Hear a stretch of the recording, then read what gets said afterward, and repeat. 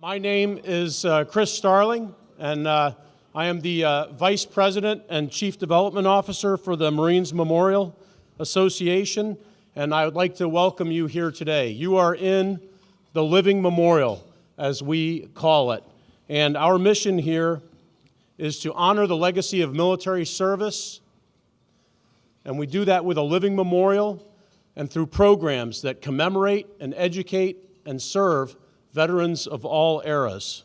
Staff Sergeant Hamilton, post the colors.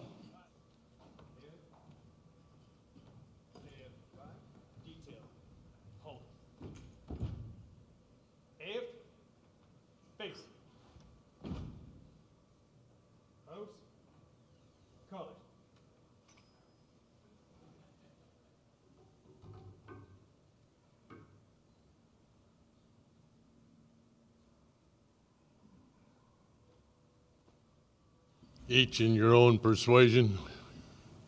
Our Heavenly Father, we thank you for the opportunity you've given us to be here today in this great assemblage to all these fine Korean War veterans, for those folks who cannot be here and will not ever be here. We ask you to put your loving arms around their families, their friends, and their associates. We ask you to put your loving arms around this gathering today that we may have a wonderful celebration of this anniversary. We ask you to put your arms around all of our military and their families, wherever they may be in harm's way or otherwise. I'm going to talk about three subjects: the Korean War, and my over 1 year in combat as a machine gunner, and the monument which we've built at the Presidio.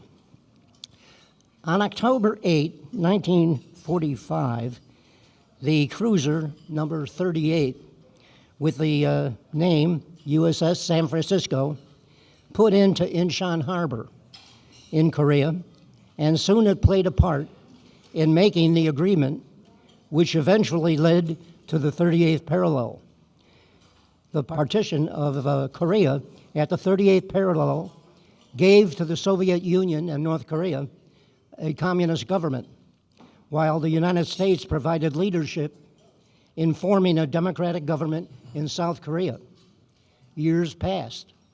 Suddenly, on June 25, 1950, in a sneak attack by 135,000 North Korean troops trained and equipped by the Soviets, they crossed the 38th parallel, launching an all-out offensive against the much smaller Republic of Korea Army, which was equipped only with rifles and light artillery.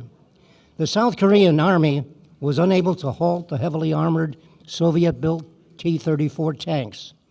The next day, the Han River bridges were blown up, trapping 40,000 South Korean troops north of the river. The South Korean Army Command could account for only 22,000 of the 98,000 men it carried on its rolls on June 25. It was an absolute onslaught. I got to Korea in August of 1951, when the 1st Marine Division was on the last major offensive campaign.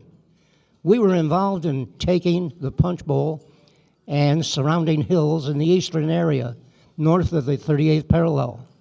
I was assigned to the Weapons Company, 3rd Battalion, 7th Regiment, and was given the role of ammo carrier in its heavy machine gun section.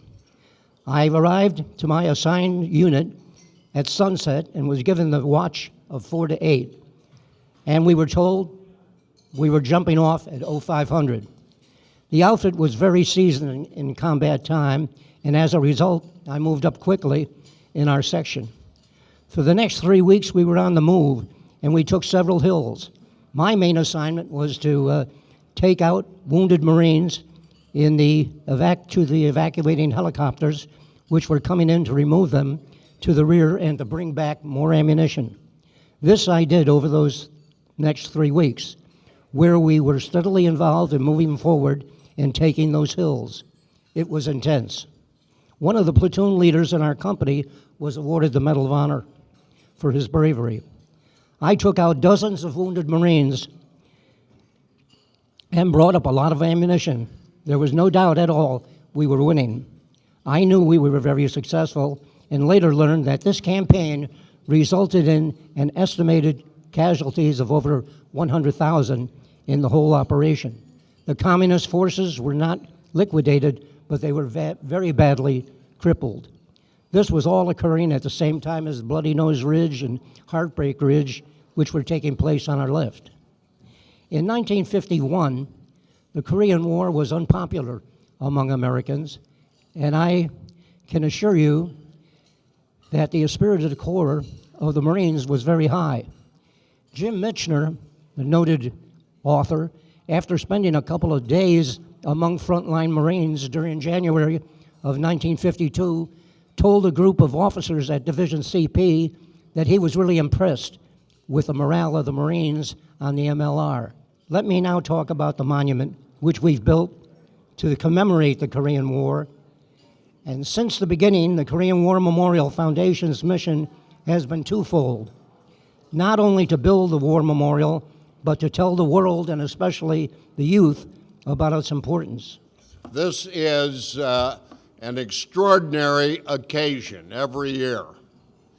And I give expression to our appreciation to the Marines Memorial Club for ensuring the opportunity for us to remember not only our own military service, but those who are no longer living and were our comrades from 1950 until 1953.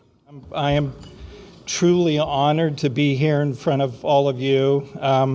This journey that we took this last 3-4 years or so, I'm kind of losing count. It was just my honor and pleasure to get to know Colonel Stevens, Sergeant Reid, Captain Parker, Judge Kopp, Pete McCloskey, and we actually created the memorial. We started off with some very different ideas, and through the lengthy discussions and meetings that we had over the years, I think we created something very beautiful. And I know that the Presidio Trust is very excited about having this new facility, this new monument on the Presidio, and we are already seeing that it's becoming a landmark. We're seeing people coming to it, and we just look forward to the years to come and maintaining it and keeping it the special place that it is. This is not and should not be a forgotten war. Back in Korea, you may realize that even a boy on the streets still have a very clear memory of what you did 66 years ago.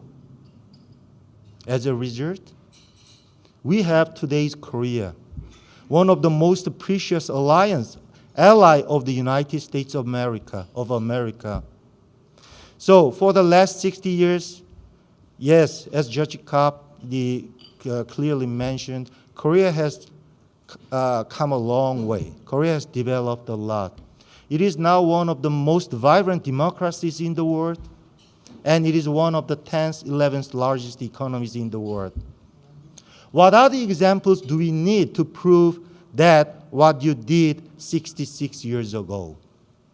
And now Korea, together with the United States, is trying to do its best to do the same thing that you did 66 years ago, to help those who are in dire need around the world, to protect them and to give them liberty and freedom, and also to promote the prosperity of the entire world.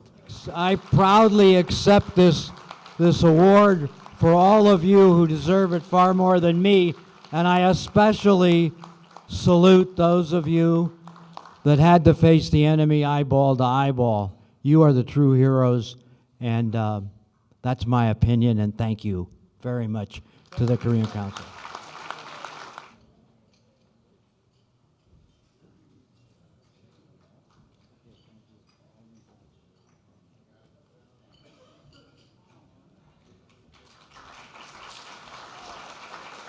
when you bring a group of veterans like this from the Korean War together, from those who are Korean, who are from that country, Americans who went to Korea to fight, and you bring their families and their friends together, and you commemorate and educate and serve in this building. It's what we do for all eras of war veterans. So I thank you for coming, and I thank you for supporting the Marines Memorial Association. I like to tell people, many of you remember when we had 16 major military bases in San Francisco. It was a military town. We saw people in uniforms walking around, even in the early 90s when I was stationed here. And now there are no major Department of Defense, U.S. military installations. This is it. This is what I call a combat outpost. And sometimes it's in friendly territory and sometimes maybe less friendly, but I depart friendly lines and I re-enter friendly lines very proudly alongside you.